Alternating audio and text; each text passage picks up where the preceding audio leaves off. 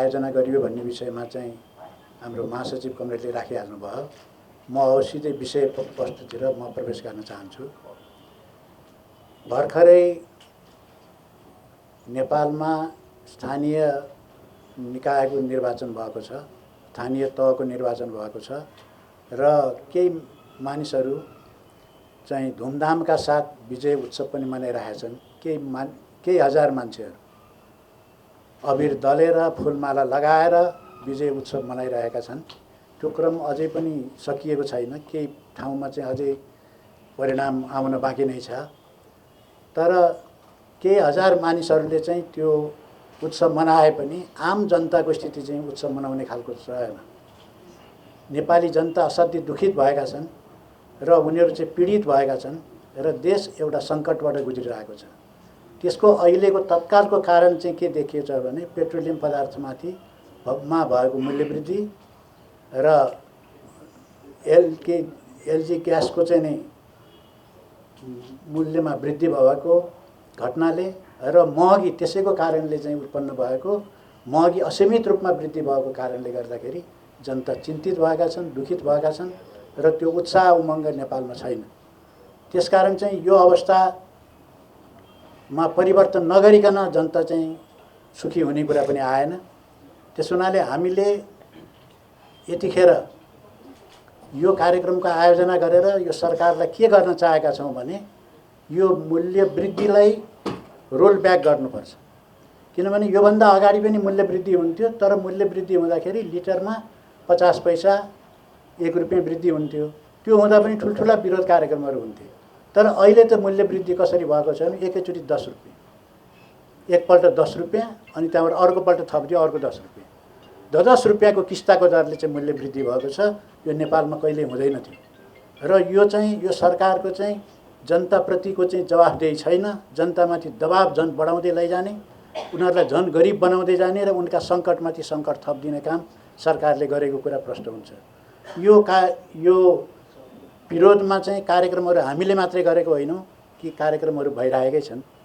हाम्रै अखिल क्रान्तिकारी लगायतका चाहिँ विभिन्न राजनीतिक पार्टीसँग सम्बद्ध भएका विद्यार्थी सङ्गठनहरूले कार्यक्रम गरिराख्नु भएको छ र जसले यो मूल्य वृद्धिको विरुद्धमा चाहिँ कार्यक्रमहरू गरिराख्नु भएको छ, आवाजहरू उठाइराख्नु भएको छ। सबै सबैलाई म सबभन्दा पहिले हाम्रो चाहिँ यो हाम्रो सङ्गठनको तर्फबाट, मोर्चाको तर्फबाट म धन्यवाद दिन चाहन्छु।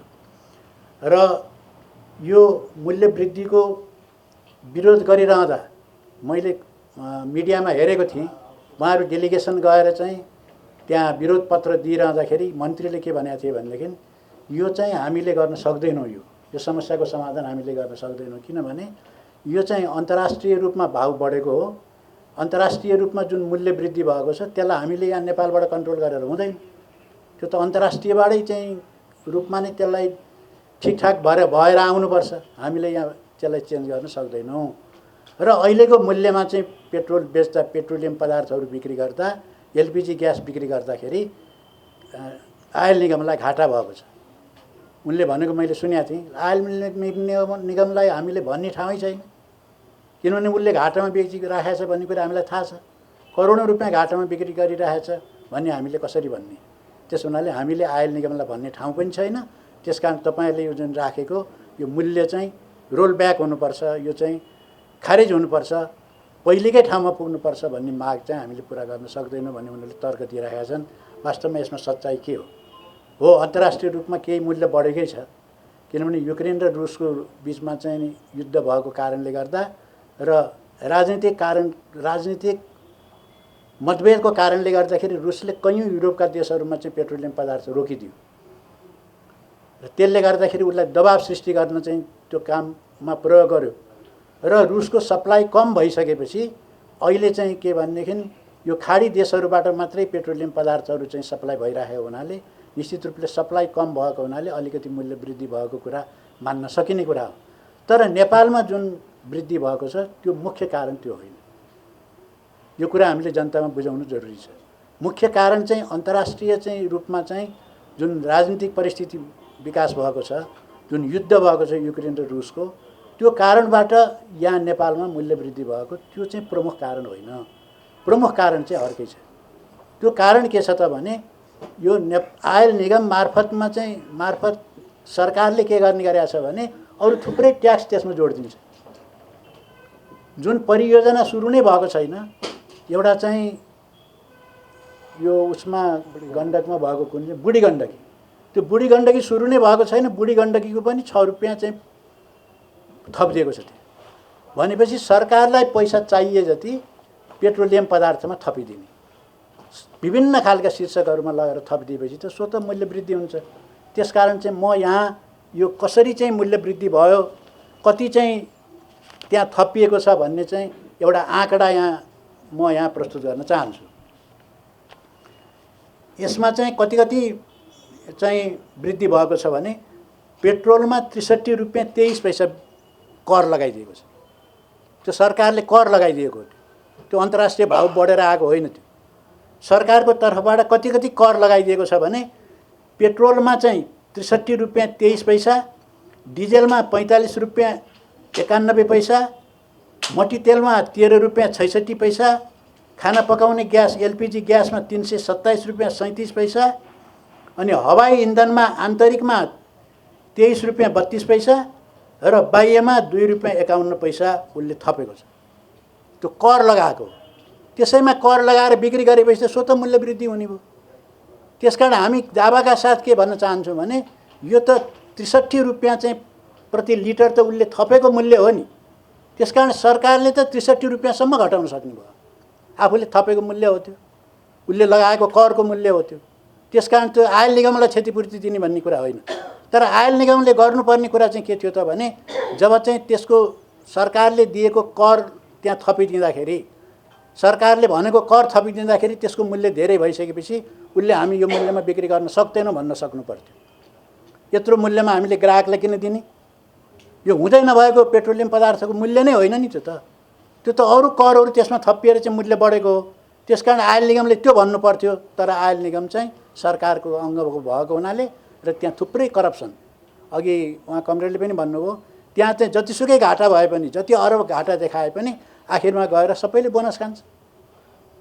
त्यो खालको संस्था हो। त्यो बदनाम खालको संस्था भएको हुनाले त्यहाँ उनीहरूले सरकारलाई केही पनि भनिरहेका छैनन्। र हामी सरकारलाई के भन्न चाहन्छौँ भने उनीहरूले भनुन् कि नभनुन्, यो सरकारको जिम्मेवारी हो। हामी चाहिँ प्रष्ट रूपमा के देखिरहेका छौँ भने 1 लिटरमा 62 रुपियाँसम्म घटाउने सम्भावना त्यहाँ विद्यमान भएको हुनाले सरकारले त्यो घटाउनु पर्यो। सरकारले आवश्यकता पर्दा सब्सिडी दिनुपर्छ नि। जस्तो कि अहिले भारतमा भइरहेछ। भारत सरकारले सब्सिडी दिइरहेछ त्यहाँको ग्राहकहरूलाई, त्यहाँका जनताहरूलाई ठुलो मार पर्यो भनेर त्यो गरिरहेछ। यहाँ चाहिँ यिनीहरू किन गर्दैनन् भने त्यसको कारण छ। किनभने यिनीहरूले अहिले चाहिँ आयल निगमबाट जुन करमा त्यो पैसा थपिदिएका छन्, त्यो पैसाले यिनीहरूले मस्ती गरिरहेछन्। अहिले कति कमाउँदा रहेछन् पैसा भन्ने कुराको पनि यहाँ एउटा म आँकडा यहाँ प्रस्तुत गर्न चाहन्छु। अब यिनीहरूले कति चाहिँ खाँदा रहेछन् भने यो चालु आर्थिक वर्षको 10 महिनामा, किनभने अझै चालु आर्थिक वर्ष सकिया छैन, यो 10 महिनामा उनीहरूले कति लिएछन् यो आयल निगमबाट त्यो करको माध्यमबाट भने 92 अरब 78 करोड 88 लाख राजस्व असुली गरेछन्। ल हेर्नुहोस् त, 10 महिनामा उनीहरूले 92 अरब 78 करोड 88 लाख रुपियाँ असुल जो गरिरहेका छन् त्यो उनीहरू तोड्न चाहँदैन। त्यसैले के भन्छन् भने यो त आयल निगमको कुरा, आयल निगमले जान्छ, हामी के जान्ने, उसैले जान्दछ, नाफा नोक्सानको हिसाब उसैले गर्ने हो। त्यसकारण चाहिँ सरकारमा बसेपछि त्यो भन्न पाइँदैन, त्यो भन्ने अधिकार उनीहरूलाई छैन। र यत्रो चाहिँ करिब हिसाब गर्दाखेरि के देखिन्छ भने 9 अरब 20 करोड रुपियाँ त महिनै पछि यिनीहरूले चाहिँ आयल निगमबाट नाफा खाँदो रहेछ। त्यो बोझ कहाँ कसलाई दिन्छन् भनेदेखि ग्राहकहरूलाई दिन्छन्। त्यसो हुनाले चाहिँ यो अन्यायपूर्ण छ। त्यसकारण चाहिँ यो तुरुन्त खारिज गर्नुपर्छ भन्ने हामी माग गर्न चाहन्छौँ। हामी चाहिँ देशभक्त जनगणतान्त्रिक मोर्चाको तर्फबाट जोडदार के माग गर्न चाहन्छौँ भने यो रोल ब्याक हुनुपर्छ। यो जहाँ अहिले चाहिँ बढेको छ त्यसैलाई फिक्स गरेर छोडिदिने होइन, पहिलेकै ठाउँमा हुनुपर्छ, फिर्ता हुनुपर्छ। जति पनि यो बिचमा बढेको छ त्यो सबै फिर्ता भएर जनतालाई राहत दिनुपर्छ भन्ने हामी माग गर्न चाहन्छौँ। अब अहिले नेपालमा राजनीतिक वृत्तमा अनि आर्थिक क्षेत्रमा पनि एउटा असाध्य चर्चाको विषय बनेको छ। त्यो के बनेको छ भने यहाँका अर्थ क्षेत्रका विद्वानहरूले के भन्न थालेका छन् भने नेपाल अब श्रीलङ्काको बाटो जाने भयो। किन हामीलाई थाहा भएकै कुरा हो कि श्रीलङ्का त अब ब्याङ्क्रप्ट कन्ट्रीको रूपमा चाहिँ अथवा टाट पल्टेको देश घोषणा हुन मात्रै बाँकी छ। किनभने उसले चाहिँ विदेशबाट ल्याएको ऋण र ऋणको कुरा सामा त कुरै छोडिदिउँ, उसले ब्याज पनि तिर्न सकिँदैन भनेर हात खडा गरिसक्यो। अन्तर्राष्ट्रिय रूपमा लिएको लोनको ब्याज पनि तिर्न नसक्ने भइसक्यो। हो यो त्यहाँको चाहिँ नयाँ प्रधानमन्त्रीले के भनेको थियो भनेदेखि अब एक दिनको लागि मात्रै हामीसँग इन्धन छ, त्यो भनेको नि एक हप्ता भइसक्यो। अब के होला इन्धनको हालत के भयो होला। योभन्दा अगाडि संसारमा एउटा न्युज चाहिँ भाइरल भएको थियो। त्यो के भने श्रीलङ्कामा चाहिँ विद्यार्थीहरूको परीक्षा हुन सकेन। किन हुन सकेन भने सरकारले कागज उपलब्ध गराउन सकेन। ल हेर्नुहोस् त, कागज किनेर उपलब्ध गराउन नसकेको हुनाले परीक्षा नै बन्द भयो विद्यार्थीहरूको। त्यो अवस्थामा पुगिसकेको छ। त्यसकारण चाहिँ अब नेपाल पनि कहीँ श्रीलङ्काकै बाटो जाने हो कि भन्ने तर्क यहाँ उठिरहेको छ र त्यसको सम्भावना हामी देखिरहेको छौँ। यदि यस्तै चाल हो भने ती श्रीलङ्काको बाटो जाने खतरा छ। अब त्यहाँ कतिपय समानता पनि छन्, कतिपय असमानता पनि छन् नेपाल र श्रीलङ्काको परिस्थितिको विषयमा। जस्तो श्रीलङ्का पनि एउटा सानो देश हो, हाम्रो भन्दा पनि धेरै सानो, आधा क्षेत्रफल भएको, आधाभन्दा पनि कम क्षेत्रफल भएको चाहिँ देश हो। सानो देश भए पनि त्यहाँ चाहिँ उत्पादन राम्रो हुने ठाउँ हो त्यो। र हामी जसरी चाहिँ जलस्रोतमा नदीमा धनी छौँ, ऊ समुद्रको पानीमा धनी छ।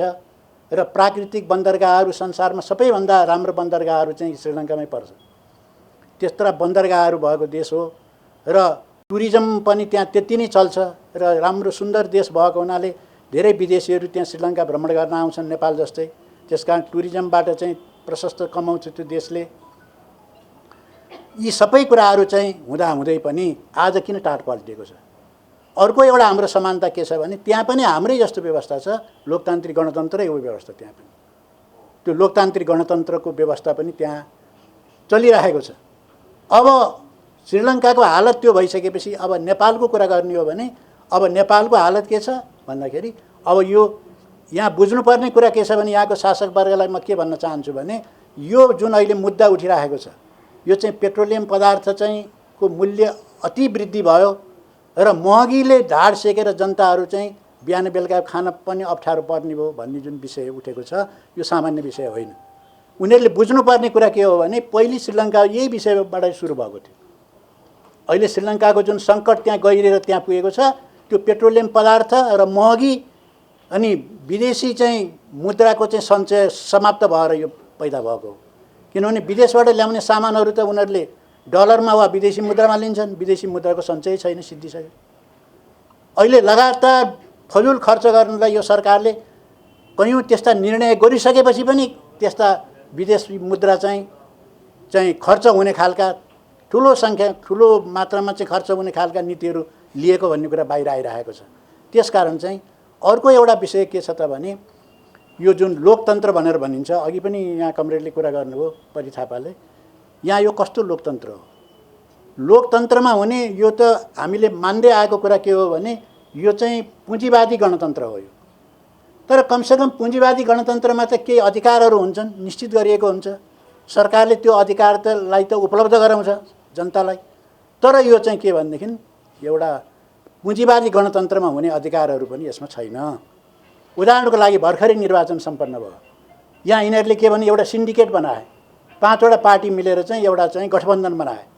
अब गठबन्धनमा हरेक ठाउँमा हरेक एउटा कन्स्टिट्युएन्सीमा जहाँ मान्छे उठ्ने हो त्यहाँ चाहिँ 5 जना प्रतिस्पर्धा गर्नुपर्ने ठाउँमा एउटै मान्छेलाई उठाइदिने, अनि 4 जना त उठ्नै पाएन। उठ्छु भनिरहेको छ, त्यही पार्टीको नेताले भन्छ खबरदार उठ्लास्। अनि त्यहाँबाट गठबन्धन गरेर के गरेका छन्? नेपाली काङ्ग्रेसको चिन्ह त रुख छ, अनि शेरबहादुर देउबाजी गएर चाहिँ चितवनमा गएर के भाषण गर्छ भने खबरदार रुखमा कसैले भोट हाल्न पाउँदैन, हँसिया हथौडामा हाल्नुपर्छ। ए बाबा, हामी आफ्नो चाहिँ चुनाव चिन्हमा हाल्छौँ भन्न पनि पाउँदैनौ भन्दाखेरि पाउँदैनौ तिमीहरूले। अनि काठमाडौँमा आएर प्रचण्ड के भन्छन् भने खबरदार यो हँसिया हथौडामा हालौला नि, रुखमा हाल्ने, हाम्रो चिन्ह रुख हो। ल हेर्नुहोस्, यस्तो पनि कहीँ लोकतन्त्र हुन्छ? लोकतन्त्रमा त पार्टीको बिचमा प्रतिस्पर्धा हुन्छ। उनीहरूले चुनावी घोषणापत्र निकाल्छन्। त्यो घोषणापत्रको आधारमा पार्टी मतदाताहरूले निर्णय गर्छन् कुन पार्टी ठिक छ भन्ने। त्यसपछि अनि त्यही अनुसार चाहिँ उनीहरूले भोट हाल्छन्। तर प्रतिस्पर्धा नै छैन यहाँ। अनि यो लोकतन्त्र, यो के लोकतन्त्र भयो यो? जुन कि आफ्नो पार्टीको मान्छेले आफ्नै चुनाव चिन्हमा भोट हाल्दाखेरि कारबाही गर्नु पर्यो। म रुखै चिन्ह लिन्छु भन्दाखेरि कैयौँलाई कारबाही गर्यो। प्रचण्डहरूले त्यसै गरी हँसिया हथौडावालालाई कारबाही गरे। भनिसकेपछि यो कुन प्रकारको लोकतन्त्र हो? जुन आन्तरिक लोकतन्त्र पनि समाप्त भयो। कुनै पनि मान्छे पार्टीको उम्मेदवार पार्टीमा उम्मेदवार बन्न सक्छ नि त। कुनै त्यस्तो चाहिँ चुनावमा उम्मेदवार बन्न सक्छ हो, धेरैजना मान्छे बन्दैनन्। एउटा मात्रै बन्नु भने प्रतिस्पर्धा हुन्छ नि पार्टीभित्र। पार्टीभित्र प्रतिस्पर्धा भएर जसले चाहिँ जित्छ त्यसै उम्मेदवार बन्छ। अहिले आएर त के छ भनेदेखि आफ्नो चुनाव चिन्हमा भोट हाल्नेलाई चाहिँ कारबाही गर्ने। अनि यो अधिकार को चाहिँ उम्मेदवार बन्छ भन्ने अधिकार कसलाई दिने? नेतालाई दिने। त्यसकारण यो के भयो भने यो चाहिँ लोकतन्त्र होइन, यो चाहिँ दलतन्त्र हो। उनले यो कुरो के आधारमा गरिरहेछन् भने जस्तो शेखर कोइरालाले पहिला यस्तो हुँदैन, एउटै उम्मेदवार कहाँ बन्न सक्छ, त्यसरी गठबन्धन बनाउनु हुँदैन भन्दाखेरि शेरबहादुरले के भनेर उनलाई चुप लगायो भने तपाईँले त कुरै बुझ्नुहुन्न। तपाईँले त्यसै एक्लै उठ्छु भन्दा तपाईँ हारिहाल्नु हो मोरङमा। म झन्डै हारेको। अब हामी जित्नु परेन। हामीले जित्ने तरिका त यही हो नि। तपाईँले कुरै बुझ्नु भएन भने चाहिँ ऊ पनि चुप लाग्यो। भनेपछि अब के भयो त भने अब त्यो एउटा दलतन्त्र थियो, दलतन्त्रबाट अझ त्यो सङ्कीर्ण भएर कता गयो भने नेतातन्त्रतिर गयो। अब नेताहरूले जित्नु पर्ने। नेताहरूले जसरी जित्छन् त्यही तरिका, त्यही नीति ठिक छ। अब त्यो नेतातन्त्र भएपछि कुनै नेतालाई चाहिँ त्यो चुनावको छनौट गर्ने अधिकार त्यो नेताले पाउँछ र नेताले के गर्छ भने आफ्नै परिवारका मान्छेलाई छान्छ। अहिले देखिहाल्नु भएको छ। कसैले छोरीलाई छानेको छ उम्मेदवार भनेर, कसैले श्रीमतीलाई छानेको छ, कसैले सालालाई छानेको छ, कसैलाई भाइलाई छानेको छ। सबै परिवारतन्त्र चाहिँ त्यहाँ हावी भयो। त्यसकारण चाहिँ यो लोकतन्त्र होइन, यो दलतन्त्रमा परिणत भयो। यो दलतन्त्र चाहिँ नेतातन्त्र हुँदै अब अहिले गएर परिवारतन्त्रमा गएको छ। त्यसकारण चाहिँ यो कुरा चाहिँ श्रीलङ्काको लागि पनि असाध्यै राम्रो उदाहरण हो। श्रीलङ्का त्यसको निम्ति यो असाध्यै राम्रो उदाहरण त्यहाँ पाइन्छ। किनभनेदेखि अहिलेको जुन चाहिँ सरकार बनेको थियो, अचम्मको कुरा यो राजपक्ष चाहिँ प्रधानमन्त्री भए अनि उनकै भाइ राष्ट्रपति। उनका अरू चाहिँ सबै परिवारका मान्छेहरू, क्याबिनेटका मुख्य मन्त्रीहरू सबै उसैको परिवारका मान्छे थिए। अब उनी पनि के भयो भने राजपक्ष चाहिँ महेन्द्र राजपक्ष दुईपल्ट लगातार चाहिँ उनी राष्ट्रपति भए, त्यसपछि अनि प्रधानमन्त्रीमा आए। यो तन्त्र चाहिँ जुन परिवारतन्त्र हो त्यो पनि श्रीलङ्कामा असाध्यै मिल्छ र नेपालमा पनि त्यही भएको हुनाले कतै त्यही बाटो जाने हो कि भन्ने जुन आशंका जुन पैदा भएको छ त्यसको पछाडि महत्त्वपूर्ण कारण छ। त्यस हुनाले यो सम्भावना हुने भयो नेपालमा पनि। अब एउटा अर्को विषयमा हामी थोरै छलफल गरौँ। त्यो के भने यो जुन निर्वाचन भयो, यो स्थानीय तहको जुन निर्वाचन भयो, हुन त कुनै पनि एउटा पुँजीवादी चाहिँ नि निर्वाचनले सबै कुराहरू ठिक बेठिक भन्ने कुरा त त्यसले टुङ्ग्याउँदैन। त्यो त त्योभन्दा बाहिरको विषय हो। तैपनि जनताहरूले भोट हाल्ने, जनता पनि सहभागी हुने चाहिँ संस्था भएको हुनाले केही न केही सङ्केत चाहिँ त्यसले दिन्छ। यहाँ अहिले बहस छलफल पनि चलिरहेको छ। यसपालिको स्थानीय तहको निर्वाचनले के सङ्केत गर्छ भन्ने धेरैले यो प्रश्नमा छलफल गर्ने आँटेको भइरहेछ।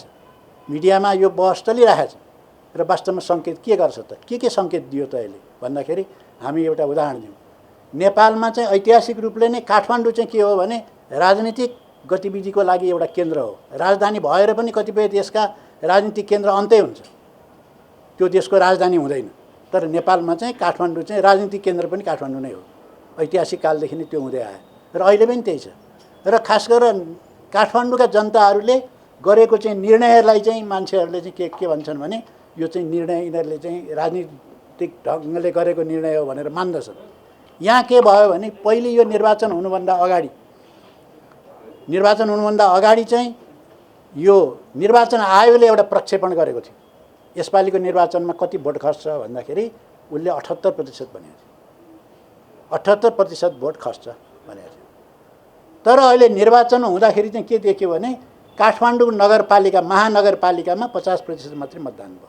कसैले 52% भन्छ, ल 52% मान्यौ त्यसलाई भने पनि 52% प्रक्षेपण 78% थियो, 52% भनेर त धेरै कम भयो नि। 25% भन्दा पनि जुन एउटा कम भोट खस्नुको कारण के हो? किन मान्छेले भोट हालेन? कयौँ दुर्गम ठाउँमा त हामी भन्न सक्थ्यौँ कि भोट हाल्न जानै गाह्रो पर्छ, 2 दिन हिँडेर जानुपर्छ, के जाउन् मान्छेहरू।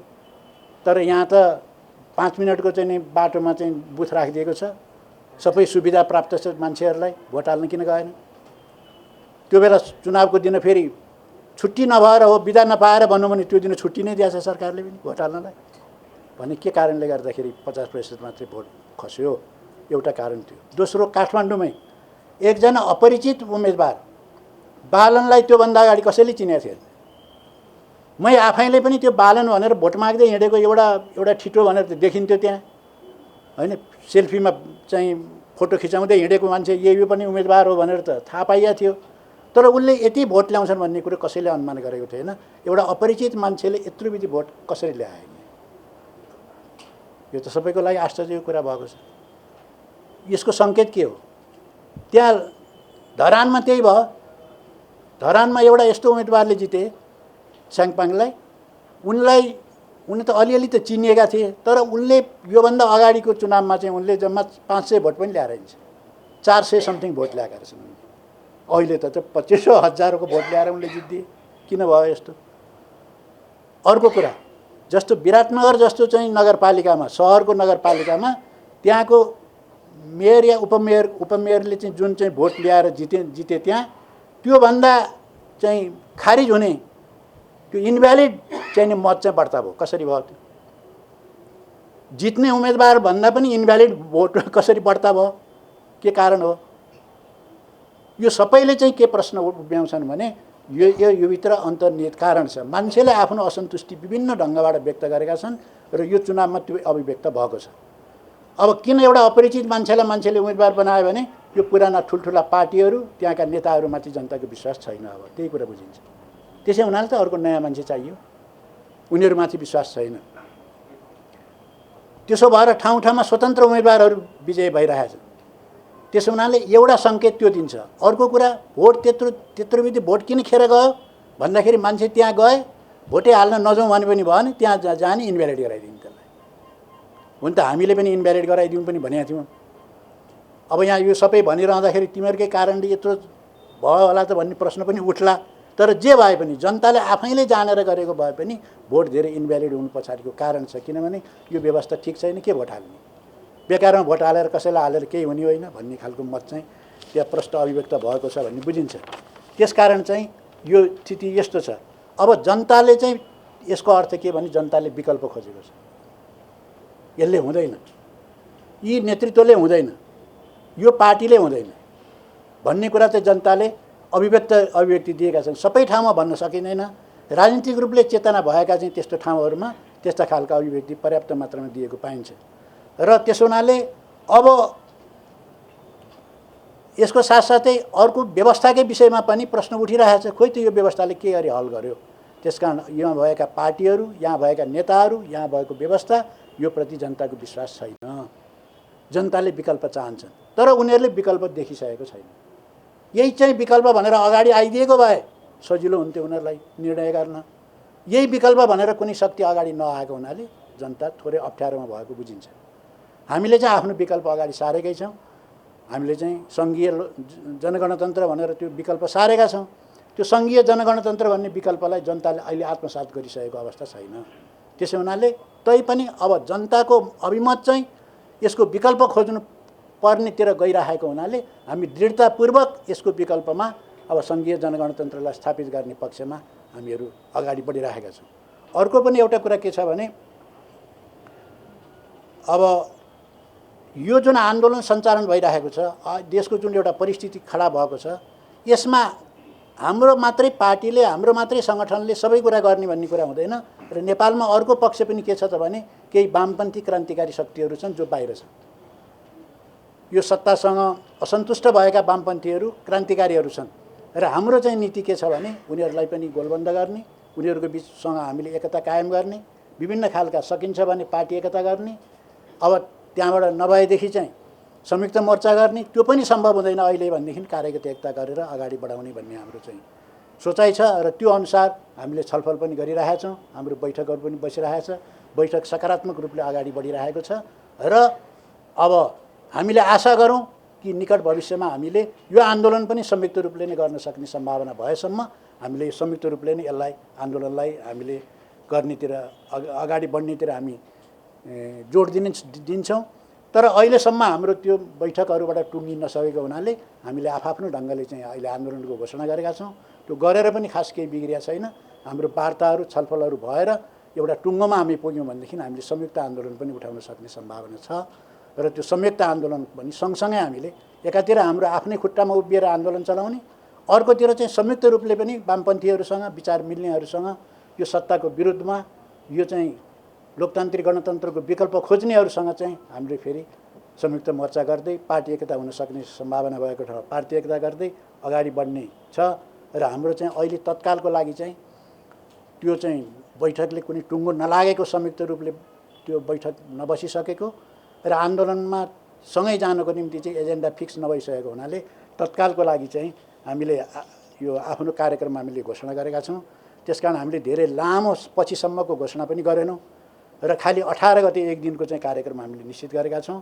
ज्येष्ठ 18 गते चाहिँ पेट्रोलियम पदार्थ र कुकिङ ग्यास एलपिजी ग्यासको मूल्य रोलब्याक गर्नुपर्छ, फिर्ता गर्नुपर्छ भन्ने हाम्रो एउटा माग हो।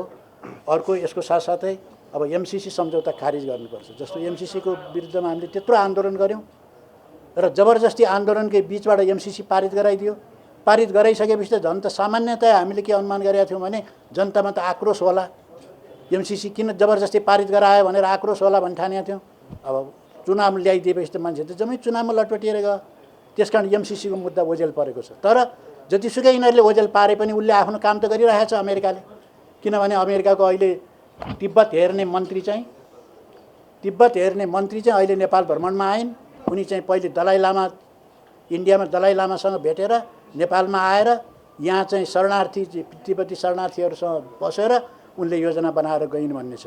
हामीले पहिले त्यही भनेको थियौँ। यो सबै कुरो चाहिँ अमेरिकाले गर्छ अब र नेपालमा बसेर चीनका विरुद्ध हरेक षड्यन्त्र अब हुने हो र एमसिसी पारित गरेको हुनाले अब उसलाई सजिलो भयो। अब कसैले केही पनि नभन्ने भयो। पहिला विरोध गर्नेहरू पनि चुपचाप बसेका छन् किनभने एमसिसी समर्थन गरिहाल्यो भनेर त अब त करिब छोडिदिए जस्तो गरेका छन्। त्यसकारण त्यो कुरा होइन। एमसिसी त्यति नै घातक छँदैछ अहिले पनि, त्यो राष्ट्रघाती छ। एमसिसी सम्झौता रद्द गर भन्ने चाहिँ मागको साथसाथै यिनै मागहरूलाई लिएर 18 गते यही महिनाको 18 गते देशव्यापी रूपमा हामीले चाहिँ आन्दोलन गर्ने, देशव्यापी रूपमा चाहिँ आन्दोलन सञ्चालन गर्ने चाहिँ हाम्रो नीति छ। त्यसकारण यो पत्रकार सम्मेलन मार्फत म आम जनसमुदायहरू, क्रान्तिकारीहरू, विद्यार्थीहरू, युवाहरू, महिलाहरू, सबै तबकाका जनताहरूलाई यो आन्दोलन सबैको आन्दोलन हो। किनभने यो पेट्रोलियम पदार्थले असर नपार्ने कोही मान्छे नै छैन समाजमा। गाडी नहुने मान्छेलाई त त्यसै असर पारिहाल्यो, उसले किनेर चाहिँ हाल्नु पऱ्यो, महँगो भयो, उसले नसक्ने भयो। अनि भाडाको गाडी चढ्नेलाई पनि असर पार्ने भयो किनभने अब भाडा बढिहाल्यो, गाडीको उसलाई असर परिहाल्यो। गाडी नै नचढ्नेलाई पनि के हुने भयो भने आखिर उसले खाने खाद्य पदार्थ त केही ढुवानी गरेर ल्याउनु पऱ्यो। ढुवानीको भाडा बढेपछि उसले बजारबाट किन्ने चिजको महँगो पनि वृद्धि हुने भयो। त्यसकारण चाहिँ यसले समाजको कुनै व्यक्तिलाई पनि नछोड्ने भएको हुनाले यसका विरुद्ध सम्पूर्ण देशभित्र भएका सम्पूर्ण न्यायप्रेमी जनताहरू, प्रगतिशील र देशभक्तहरू सबै मिलेर यो आन्दोलनलाई हामीले सफल पारौँ र 18 गते चाहिँ हामीले चाहिँ घोषणा गरेका छौँ। र अरू चाहिँ देशभरिको कार्यक्रममा चाहिँ अहिले नै यहाँबाट घोषणा गरेर भएन, त्यहाँ त्यो अनुकूलतामा साथीहरूले राख्नुहुन्छ। यहाँ चाहिँ हामी चाहिँ 12 बजे माइती घरमा जम्मा भएर, मण्डलामा जम्मा भएर अनि हामी त्यो दिन अनि त्यसपछि नारा लाउँदै जुलुस गर्दै त्यसको विरोध गर्दै हामी चाहिँ नयाँ बानेश्वर जानेछौँ। हाम्रो 18 गतेको कार्यक्रम चाहिँ एउटा काठमाडौँमै हुनेछ, सशक्त कार्यक्रम। 17 होइन 18 हो हुनेछ। त्यसकारण चाहिँ अहिले मैले यति नै कुराहरू राखेँ। अब पत्रकार साथीहरूको केही जिज्ञासा भए सोध्नु।